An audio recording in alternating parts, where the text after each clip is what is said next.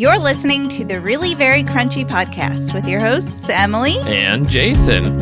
Emily, how you feeling? Are you feeling positive? Usually, generally, pretty, well, sometimes. Well, I feel pretty great. Oh, really? About my pessimism. You feel good about it? Feel great about it. I've got a couple of stats that say it's not too bad. We'll get there though. Today we're talking about optimism versus pessimism, and in our relationship, I am the more optimistic, which is sort of sad because that is sad. I'm not as optimistic as I should be. But out of the two of us, you're pretty optimistic. I used to be. Yeah, then you met me. Mm-hmm. Yeah. You opened my eyes to the real world. Oh, okay. Well, there is a difference between pessimism and realism. It's a fine line, but... Okay, then I would say I'm a realist now. More of a realist than I used to be. My head used to be in the clouds. Yeah. For sure. I want to go to comments of the week. I have one comment that I want to comment on that I've already commented on social media. However, I want to comment on it again. This comment really rubbed you the wrong way. It rubbed me the wrong way. It's on our Advil video where we talk about how we were selected for an Advil commercial 10 years ago.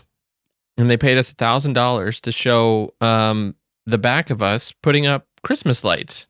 It was really cool. It was a neat story. We put it out because we thought it would be interesting to people. Yeah. Funny. It's a funny story. Yeah. Before we had any sort of audience, we were on a national commercial. Yeah, because 3 years in a row. We put out a video about us decorating. It was a terrible video. The video's awful. Boring. But we did a little time lapse of you on my shoulders, putting up the Christmas lights. And honestly, I thought we would get a little bit of backlash for, we took money from Pfizer and, different things like that. But it was overwhelmingly positive, except for this one comment. This comes from O.0_0_O.0. Okay. That's their username. Ooh. So, y'all had regular jobs like most Americans. Change your voice. Why? What are you don't know what she sounds like. I'm assuming. Okay. Well, she spells out y'all. I do that sometimes. Huh? I do that sometimes. Okay. So y'all had regular jobs like most Americans. You can be a little forceful. Here, I'll read it. Okay. So y'all had regular jobs like most Americans, except you had free housing. You seriously need to touch grass. We had no money. We were pretty broke. You had a 2-income household. You were in a better place financially than most people that are going to see this video. Okay. First of all, I don't know anyone who has touched grass more than you. It's true. You've touched more grass. I have touched more than grass farmers. You've touched probably more grass than cows. I have touched a lot of grass. Figuratively and literally. In this sense, the figurative, we've touched a lot of grass. We've touched a lot of grass back in our day, which I'm assuming we have to be poor in this sense of touching grass. It sounds like you're talking about marijuana when you're talking about back in our day. Back in our day, we touched a lot of grass. With our bare feet, people. Get your minds out of the drug gutter. No, that's not what I meant at all. I have touched quite a lot of grass, though. Yeah. Mm-hmm. Well, I was saying you touched more grass than grass-fed beef. So... I've never understood people who could take a video like that, and put it through the lens of their worldview so much that they have to attack somebody because they think that they know what their life is like. Obviously, they haven't been following very long or don't follow very, completely, which is fine. That's there's nothing wrong with that. But to make that comment and not having watched us much means you just are looking at the world through your own lens, and that's probably how she looks at the world always. When we made that video, that was one of the hardest years of my life in particular. Mine too. Was diagnosed with an incurable disease That my your dad kidneys later died from ultimately in, from? yeah, in a roundabout way, but yeah, that year. Yeah. We didn't actually have any money. I don't know. I'm being a little pessimistic about this person, but the outlook is not good on her part, in my opinion. That house was infested with mice. It was. It was. Yeah, we were staying at a free house It was from the really generosity sweet, of a stranger, Yeah. and Because we she didn't like really that. didn't have She didn't like that. that She it didn't was like that free we had a free housing. house because, yeah, we're apparently we weren't making more money than what most of the people in our comments are making. I guarantee you, we were not. You're a 2-income house. Okay. You got $100 bonus from your job, and we were like, it was amazing. What? $100 bonus? Yeah. I remember selling the little stuff we had just to make some money. Mm-hmm. It was it was a crazy time. Yeah, it was hard. Anyway. I bought everybody books that year for Christmas because at the thrift store, I was the lady who priced the books. So I priced them like at 10 cents so that I could buy everybody books. Yeah, I loved getting your books. Yeah. It sounds so pitiful now. But that's how things were. Yeah. And it's just crazy to me that people are like that. But I had to get that off my chest to the 10 of you out there listening. And so you don't know the whole story, but we already did a podcast episode on that. Man, that would have been the headliner for sure for that episode. Go listen to it. It's a good episode. I have no idea which one it is. It's between 1 and 33. That's helpful. I know that because this is 34, I think. Back when I used to just say, I can see that. No, I added that. Oh, yeah. I agree. Same. Optimist versus pessimist. Okay. I would like to clarify that I don't think either one of us is full-on optimist, which we sort of already said, or full-on pessimist, which tends to be what you think I am. You think I'm a full-on pessimist all the time. I used to until you told me off about it. I told you. I laid into just like that person. I let you have it. Yep. I made you touch some grass on it. Because you really love dreaming. You love coming up with like plans and goals, yeah. Like starting really very crunchy. A pessimist if you were doesn't do that. Yeah, you wouldn't have said, let's make a video and see how it does. Yeah. Let's do it every day for a year. Yeah. A pessimist would just be like, nah. Right. It's probably going to fail. Uh-huh. Yeah. But I have moments. Yeah. I definitely have moments.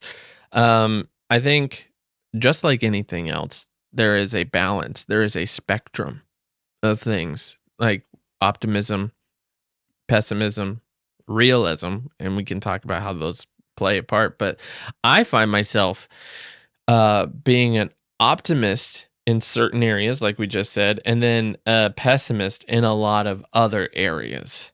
Like, for example, and you can probably think of something for yourself, but as an optimist, what you already said, goals, dreams, endeavors I want to pursue. And I'm an optimist about my family overall. Are you? I am overall. It doesn't mean I don't like get annoyed with the kids or something, but like earlier today we came home and you were like, I was having such a peaceful day until you guys came back. See, that's realism. And then it's total chaos and everything's just loud and I can't focus. And that was absolute realism. That's just telling the truth. That's all that is. I'm just telling the truth.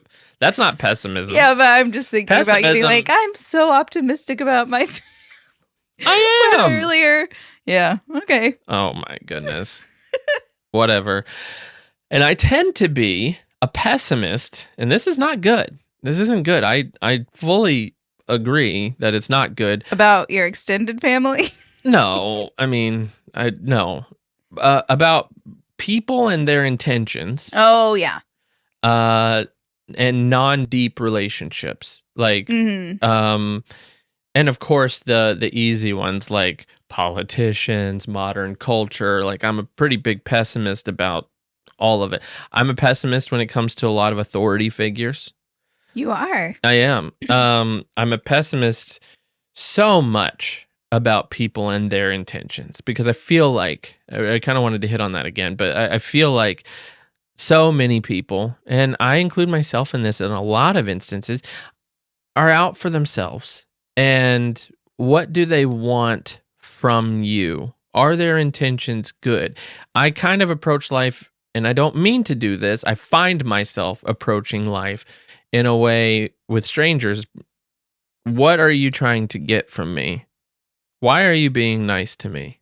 Sure. What's your angle? I can see that. Yeah. I think you... I'm not saying that's good. No, me, and I'm a people pleaser, and also when we were first dating, you had a big, long talk about how I was a pushover, and... Apparently, I'm just a lecturer? Do I just lecture you all the time? I don't think that's what I do. No, you don't. But you did open my eyes to me being a pushover. And so you've just always been really protective of me and my time. And I think sometimes you're a little like overboard because you're like, I'm like, I volunteered to help decorate the church. What? They're using you. They're using you, those jerks. Yeah, like the littlest thing, or like I said I'd run by so and so's house to pick up their milk jars. No, we have things. She couldn't bring it to you. Yeah, it's like, there's such a thing as being. She planned to leave her milk jars just so you will be inconvenienced. I know it. Just like anytime I try to do something nice. Just randomly nice. Even if it's like taking a meal to someone who's sick, you're like, is she that sick? Is she really? Or does she just want a free meal? But it's happened to us. It has happened. The problem. It's happened to us. We've been on a meal train. Somebody reached out in a church ladies group and said, so-and-so's sick. Who can volunteer to take her some meals for a few days? Mm-hmm. I was the first one who volunteered. Of course. Took her a meal. And they went to the gym. They went to the gym that night. You see where I don't trust people? Yes, I get mad when there's a meal train. They're fine. Nobody's lining up whenever I get the sniffles. We've gotten meals, not like a meal train. We've never gotten the whole train. Yeah. Never gotten the whole train. We've gotten People don't want to. Nobody. I was telling your sister and our sister-in-law, I was saying, nobody really wants to be friends with the crunchy mom. I mean, it happened today. My kids go to this thing called Ninja. Mm-hmm. I guess the coach was a ninja warrior on some TV show. I don't know. I haven't seen it. That's cool. So they like climb warped walls and do things that are ninja. They climb all the toxic plastic. It's actually wood, but it's definitely toxic pressed. Paint. Yeah.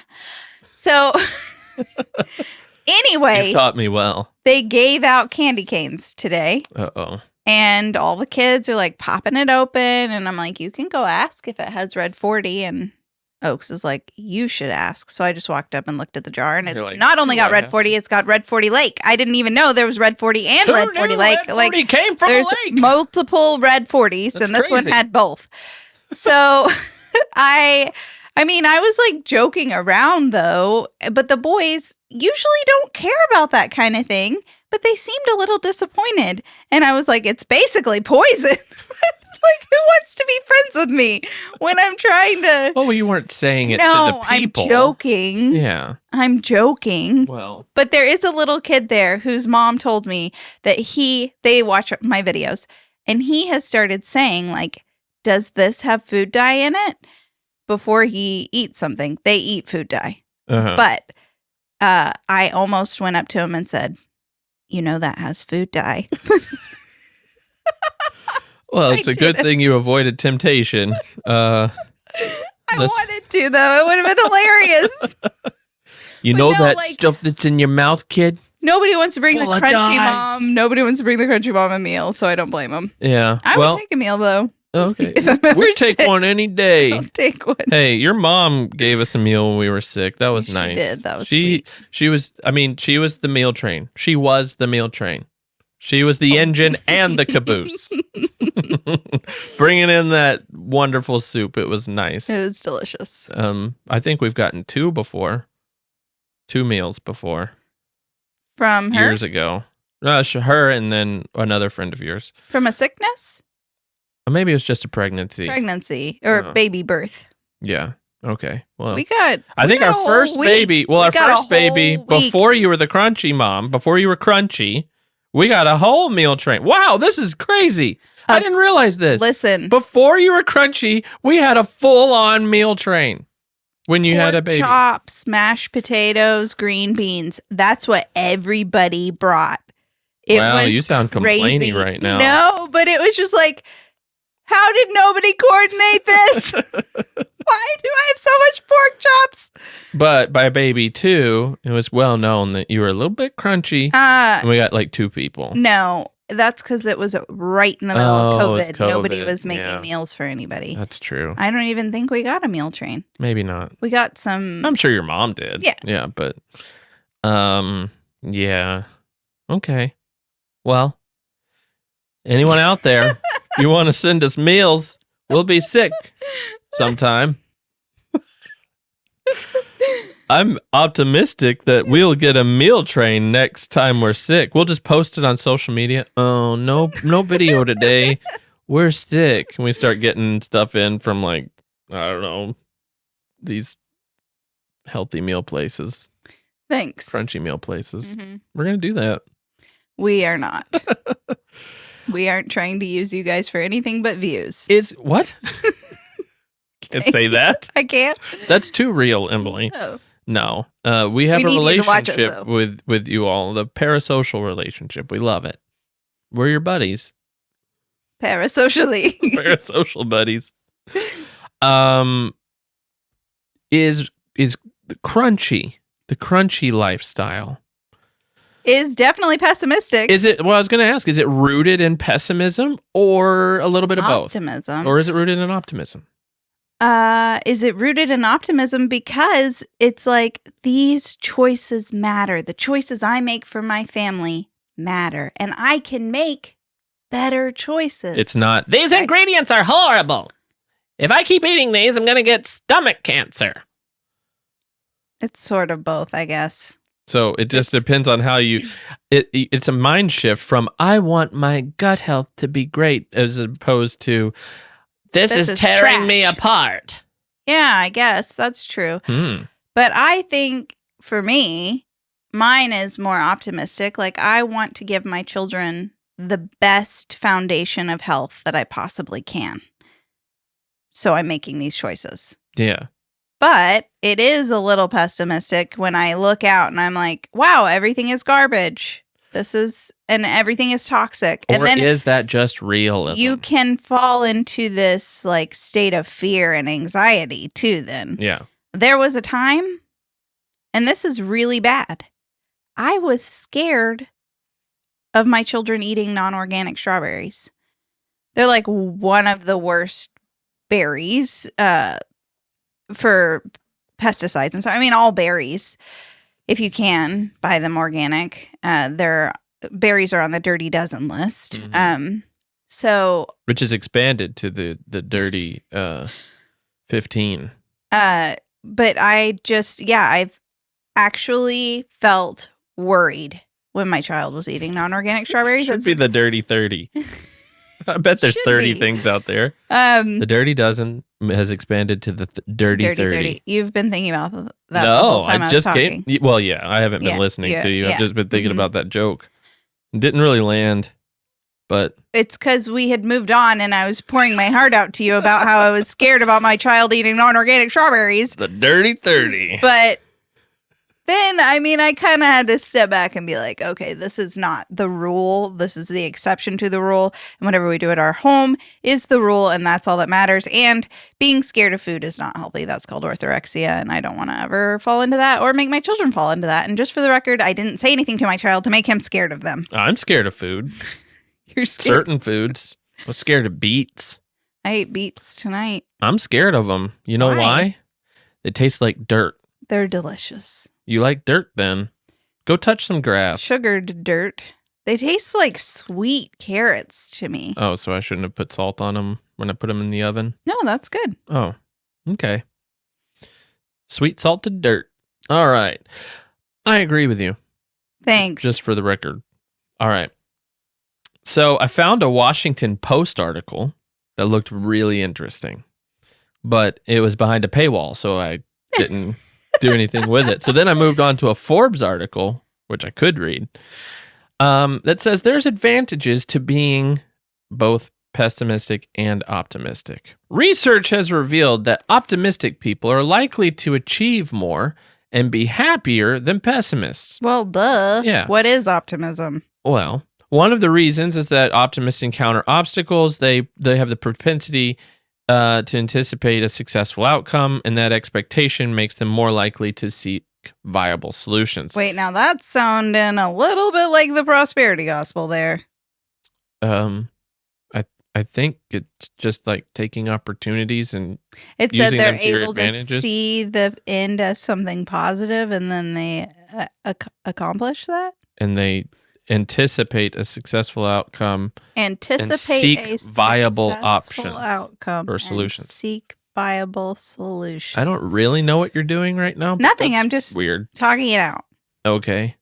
Well, this is your life. If you're an optimist, send me your money. All right. They may also be more likely to find ways to remove obstacles and find new pathways leading to solutions. Expecting success, they are also better equipped to persist than pessimists. Pessimists are probably not going to invest a lot of time or energy investing in a venture they believe is doomed to failure. Simple as that. I can see that. And then it goes on. It has tips on how to be more optimistic. I totally see that, but then there's the like bad optimists who can't give up on a failure or who can't see that they need change. See, I think sometimes optimists are blind to. I actually fear that a lot when we are pursuing something so hard, whether it's like I'm writing a book or we're doing a certain type of video or whatever we pursue. Sometimes it's even in this podcast. It's like I don't always know if something's working, but I keep going because I am optimistic about it in certain areas. And I think sometimes it's hard to recognize what's working and what's not working because you're so gung-ho about it. Or say, like as content creators, we put something out there and it doesn't do well. The temptation is to say, well, the algorithm didn't serve the algorithm, when really... you're deferring blame to something else. Yeah, it's the content. Yeah. I mean, and except that's on hard. YouTube right now. YouTube's algorithm is awful. That's hard to accept. Yeah. Because it's saying, okay, well, the people didn't like your work. Not perfect. Get over it. Move on. You have to figure something else out. And we've noticed some of that, and we've had to adjust and shift. And yeah, well, that's a lot harder when you're writing books too. Like I was telling you the other day, I wrote 20 books and like 6 of them were successful. Mm-hmm. That's a lot of unsuccessful books. That's a lot of time spent. At what point do you say, put down the keyboard, Jason? You're not doing it right. 6 of them were successful. That's great. Most people don't have a successful book. You also write really quickly. You write a lot faster than other people. So like 20 books to someone who spends 3 years on a book. Well, it wasn't 20 years of my life or anything. Yeah. So it's not like it was... It's like 5 years. It's kind of like playing the lottery. If you played the lottery 20 times and you won 6 times, that's pretty good. What if it's book number 21 that does it? And you just quit because you didn't do it. That's what I get stuck in. That's where my optimism messes me up. It's like, well, it could be book 21. Well, it could be book 49, and it's like, oh my goodness. Or in any endeavor, it's like, well, if you just stop, that's where I get in trouble. If you just stop, it's then definitely not going to happen. Sure. Whatever you're pursuing, if you stop, it's not going to happen. But if you keep going, it could happen. But what if you're doing it wrong? Yeah. Or if you're wasting time or you're not pursuing the right thing. Right. Mm-hmm. That's my biggest fear in my optimism and goals. I don't know what to do with that. I don't know what to do with that because there is no answer. Because there's no one to really tell you. No one's really going to tell you you're doing it wrong. I feel so heartbroken for small businesses that open and fail. You know, somebody's like heart and soul and passion was there. But at least there's a definite, oh, we have to close our doors. Like when you're pursuing something that isn't, making money or anything tangible, you don't know if what you're doing is working or not. But if you're working at a restaurant, if you open a restaurant and nobody walks in the door, well, there's only so much you can do until your money runs out and you have to close up. So at least there's an answer. There's a tangible but then answer. I look at restaurants that are horrible and I'm like, but how did that one keep going? Oh, money laundering. Yeah, maybe drug drop-offs, that kind of thing. But small shops too, or big corporations. Laundromats. I don't really feel sad for Bed Bath & Beyond closing down. They're closing down?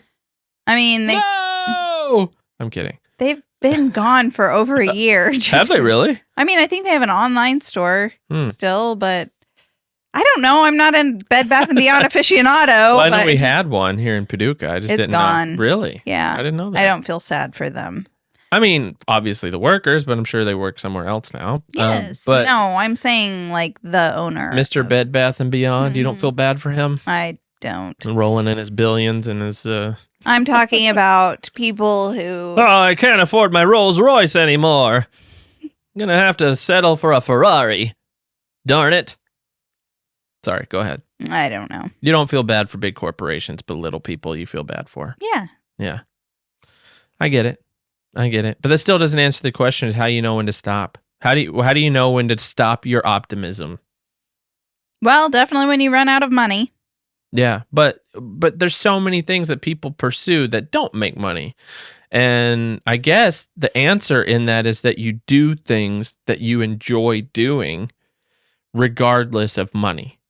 Yes. It's got to be, it has to be independent of money. If I'm talking about writing for myself, I have to write because I enjoy writing, not because I want to make it a career, even though that's what I want. Yes. If you want to sell sourdough, I don't know.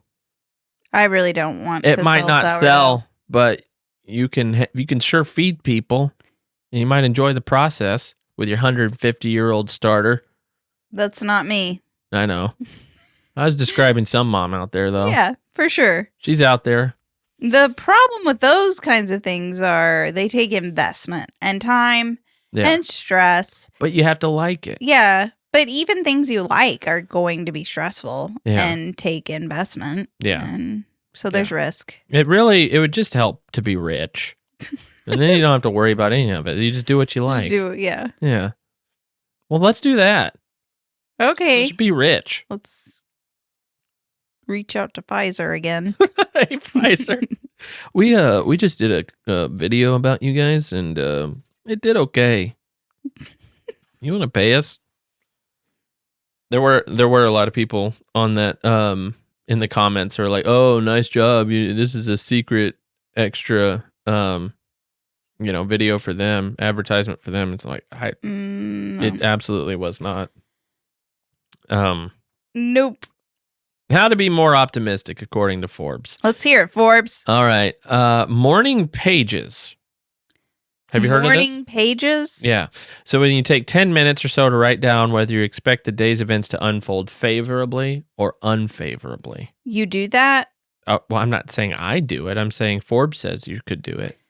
Write down what you think is going to turn out well. Yeah. And then at the end of the day, you reevaluate your evaluation and determine whether your expectations were accurate. After that, you can change what you want to commit to. I'm not doing that. I'm not either. That's not me. But it's somebody. Somebody out there is like, you know what? That's a good idea. They're going to do it. I'm not doing that. I mean, there's no way my brain energy. All right. Start the day positively. I've been trying this. Have you? Yeah. It might not look like it. It doesn't. But I've been trying it. Make the decision to be positive the minute you wake up. I have noticed when you do that. Uh-huh. What do you mean? I do it every day. I haven't noticed lately that you've done it in the mornings, but I have noticed when you decide to do that, at times, it works. It's the best day ever. Mm-hmm. Yeah. First thing in the morning, you wake up and you say, I'm going to be happy, or I'm going to act happy the entire morning. Why aren't you happy? Why aren't you jovial in the morning? It helps me how I approach our kids. It helps me how I approach the tasks that I have to do. Me? It helps you. What? How you approach me. How I approach you. Yeah. What do you mean? I'm not a morning person, so it's probably not always easy to be around me in the mornings. I just like everything to be quiet. Just be quiet for 30 minutes. And when I'm in a good mood, I dance. And are a little noisy. I dance all around you. Like, good morning, good morning. So to Jason, this is interesting. Your positivity is actually just being annoying, right? Well, I mean, you married me. No, it's not that. It's you. I can't believe the way you talk to me on this podcast. It's when you're in a really good mood. You hate it when I'm in a good mood. It's just, you would rather me be in a bad mood. I'm way more tolerable in a bad mood. It's over the top. It's like, have you seen that movie? I loved that movie. Sylvester Stallone. Yeah. No, it's like you just become amazing. The guy on Dumb and Dumber who's like, you want to hear the loudest and most annoying sound in the world? Whatever I'm trying to say. Jim Carrey. Is it not the other guy? No. Oh. No. Okay, yeah, you're a little bit like Jim Carrey whenever you're in a really good mood. And so... somebody stop me! Positivity can be just happy and optimistic without being... You would rather me be happy and boring. That's what you want. Okay. No. Noted. I love you the way you are. Please stay that way. Noted. In the morning when I'm making coffee. Stay that way. Good morning, dear. How are you? No, you don't have to talk at all. Oh, yeah. Silence. Yeah, will do. No, it's because I'm gearing up for my day of positivity. Okay. And kindness. All right. And joyful, jovial, happiness. All right. Here's the last one on there. There's only 3 things to do? I might have just left a couple out because they were worse than the first one. All right. But that's just me being a pessimist. Somebody probably would have enjoyed those. It's Forbes. Just look it up. I don't know. Whenever a negative event occurs, take the time to look for the positive in it. Okay? It's like Pollyanna, the Glad game. Yeah. Can't stand Pollyanna. Think she's a terrible person. You may want to do this in writing. No. To help. No. Yeah. All right. This will help positive thinking and optimism become a habit. Practice reframing by using this fill in the blank tool. Unfortunately, blank. Fortunately, blank. There's a book called Unfortunately, Fortunately. I read it to the boys all the time. There you go. Unfortunately, his parachute didn't open. Fortunately, he fell into the ocean. Unfortunately, he couldn't swim. Fortunately, there was a boat next to him. Unfortunately, our dog died. Fortunately, we don't have any vet bills. Unfortunately, I didn't sleep well. Fortunately, what? Can go to sleep faster tonight. Unfortunately, my 4-year-old had a meltdown publicly. Fortunately, what? Well, this is a fun game. Fortunately, all the parents saw you with sympathy and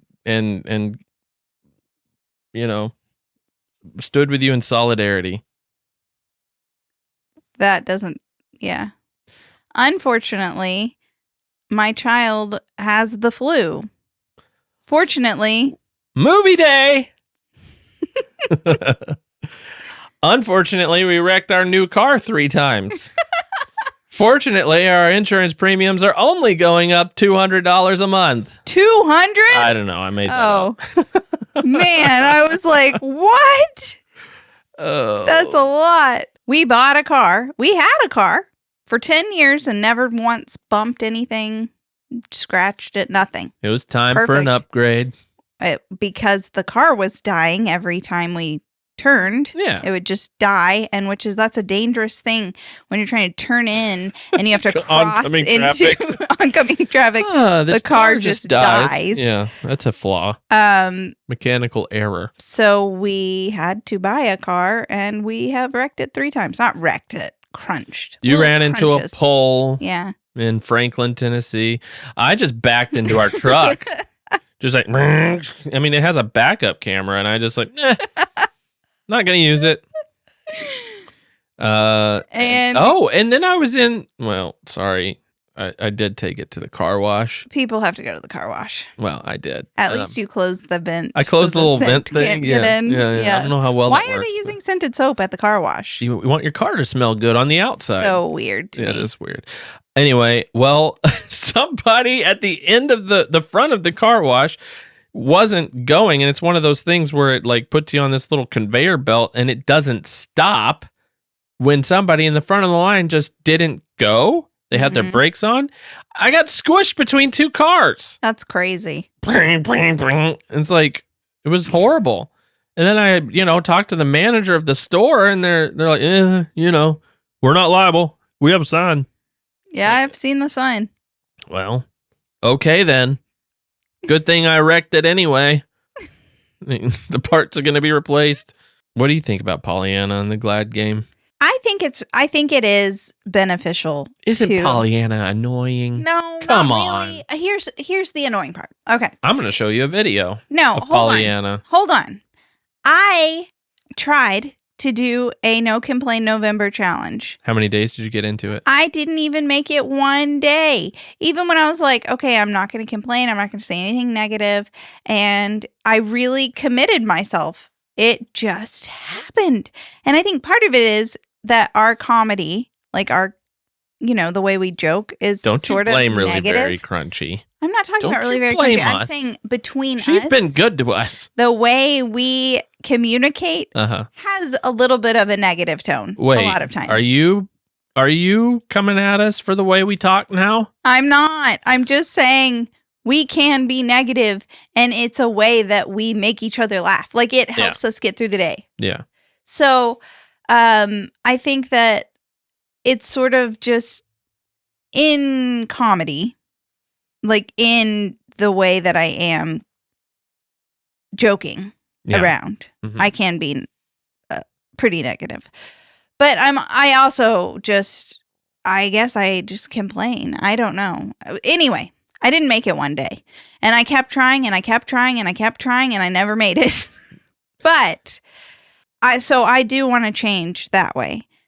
The way that I think it is a bad thing to be overly Pollyanna is when someone's telling you something like, oh, I just had this hard time and this happened and it was horrible and I'm just so frustrated. And then you try and come in with like, well, at least da-da-da, or at least unfortunately, fortunately. Yeah. No, like you have to do that on your own. Yeah. I don't want somebody to Pollyanna me. I don't want to be Pollyannaed.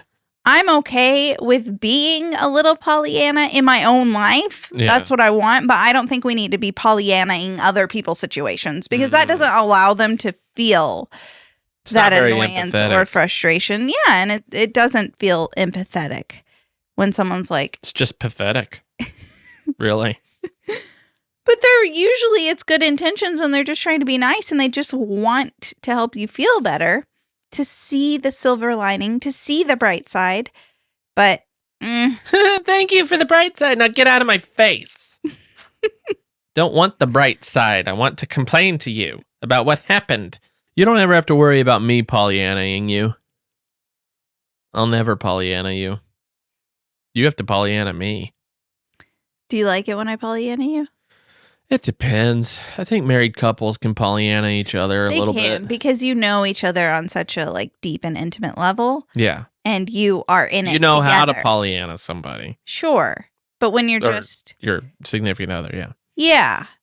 But a different kind of relationship. It is. It depends on your relationship level. I agree with that. Yeah. Well, you trust that person to communicate with you. And, if it's just some person you go to work with or whatever, like, get out of my face. You don't work in this department. Go back down to IT. Go on, Steven. Then why are you complaining to them if, I guess it does. You have to be selective. I was just talking on my AirPods, you weirdo. Get out of here. I think I'm maybe a little too open to people. I will share way too much information. Oh. If someone is telling me something, I don't know. If I don't know the person that well, I try to share as little information as possible. They don't need to get to know me. What are they doing? I don't share uncomfortable Don't they have their information. lives? I don't share any information. Yeah.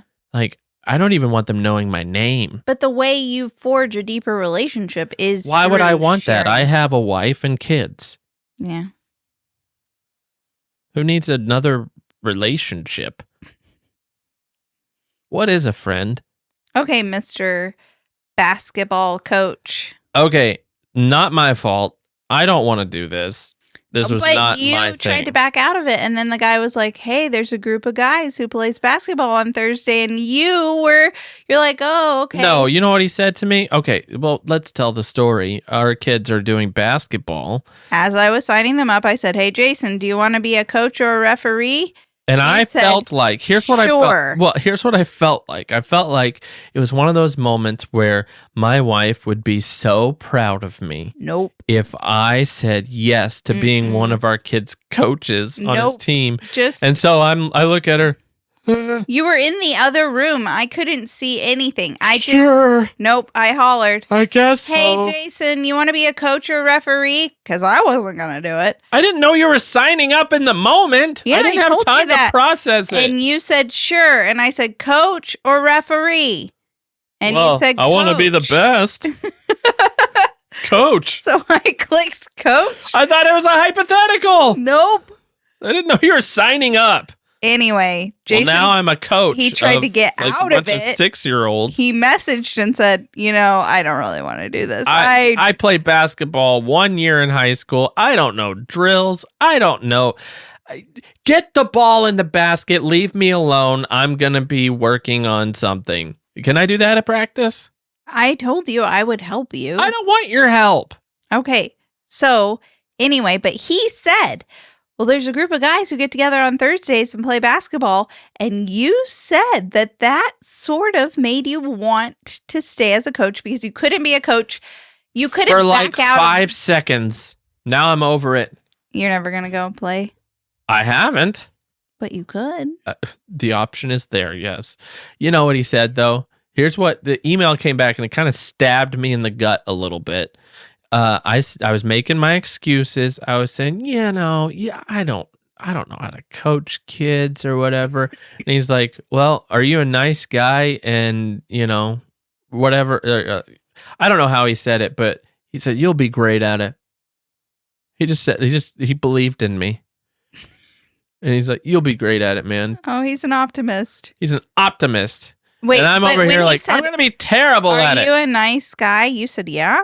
No, I forgot how he worded it. And thank you for that. I appreciate it. And it is not lost on me what you just did there.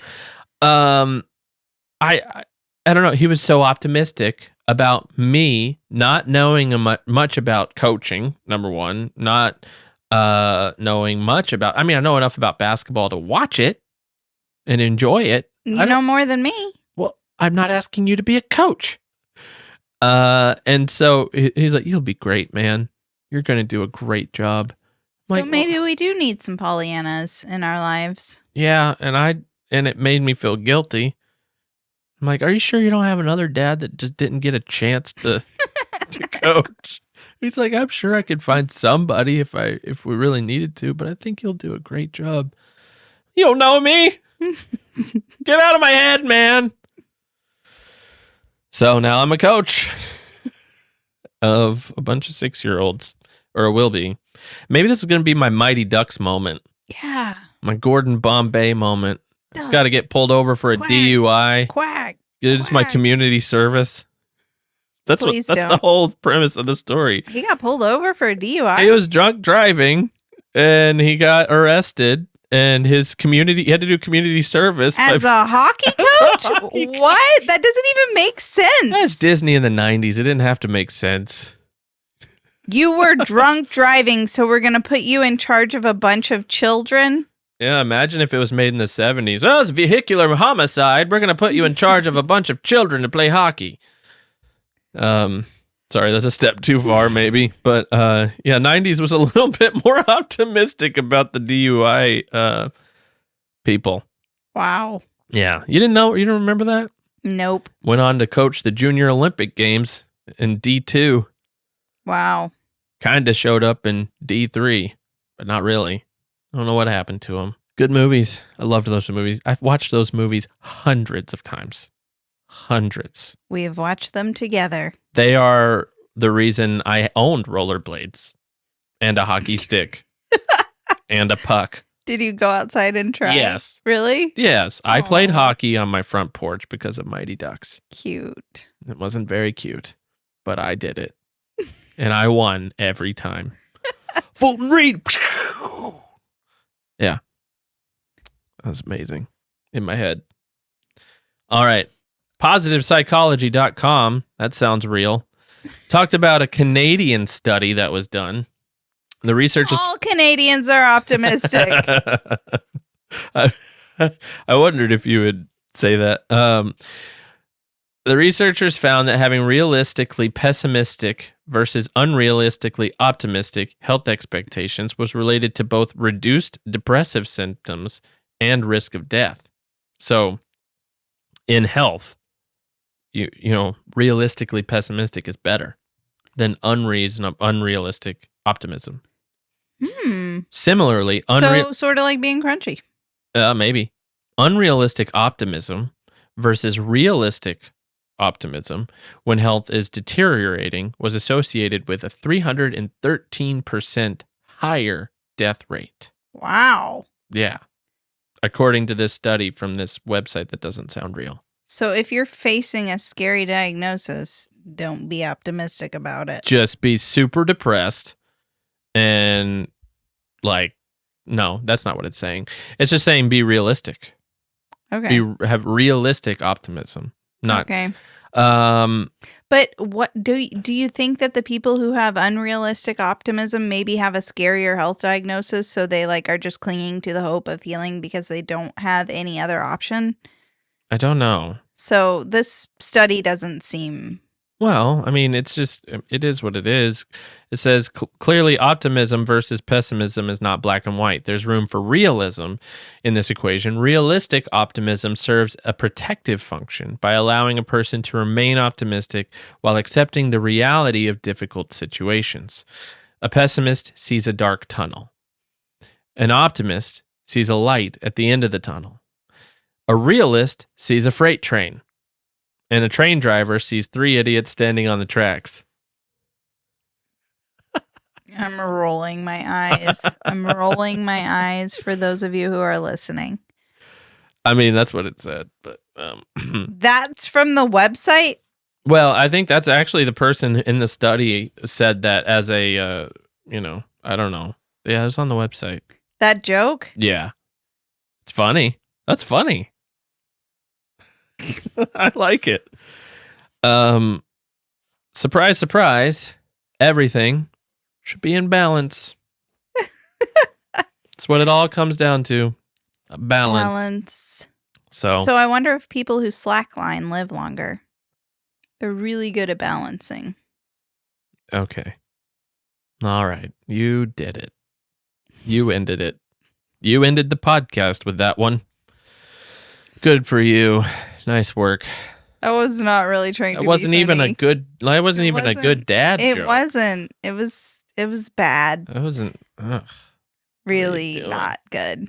I don't know. I'm optimistic that your level of pessimism is good. That my level of pessimism is perfectly fine.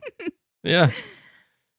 I actually appreciate that you have made me more of a realist. You're going to live longer, according to that Canadian study that isn't real. If I have a health diagnosis. Well, we all do at some point, right? I guess so. Everybody has a health diagnosis at some point. The guy that got hit by the train, dead. That's a health diagnosis. He dead.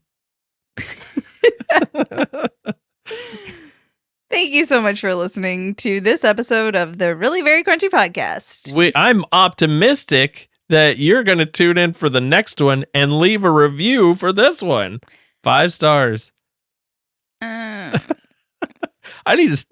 actually think my unashamed begging for reviews is working. Oh, really? Yeah. See, but I see these videos of influencers who have like over 1 million followers, and at the end of their videos, they always say, if you like this, be sure you follow. Like, that actually works. Well, apparently so. We should do it.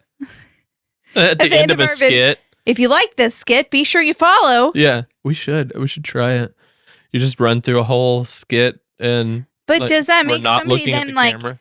Oh, yeah. You're right. Follow. I'm not following. Follow. Oh, we should do an episode about pea zombies. Mm-hmm. Should we? Probably. Are we in a simulation? Am I the only one that's real? Or am I? I mean, I'm not in your head. Maybe you and I are the only ones that are real. And our listeners. Oh, of course. All right. Well, thanks for listening. Hope you enjoyed it. Leave a review.